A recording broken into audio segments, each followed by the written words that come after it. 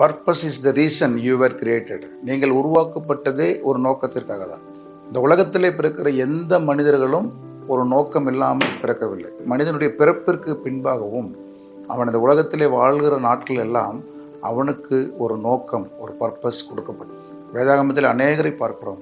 மோசேக்கு தேவன் எகிப்திலிருந்து அவர்களை விடுவிக்கும்படியாக அவனை எகிப்திலே சகல சாஸ்திரங்களிலும் கற்பிக்கப்பட்டிருந்தாலும் அவனை மீதியானவருடைய தேசத்திற்கு அழைத்து சென்று மீண்டுமாக வந்து ஒரு மிகப்பெரிய தலைவனாக உருவாக்கி அவனை வெளியே கொண்டு வந்தார். அவன் சொல்லுகிறான், தேவன் அழைத்த நோக்கத்திற்கு எதிராக அவன் பேசிய போதும், நான் திக்குவாய் மந்தனா உள்ளவன் என்று சொன்ன போதும் தேவன் அவனை குறித்து வைத்திருந்த நோக்கத்தை அவன் மூலமாகவே நிறைவேற்றினார்.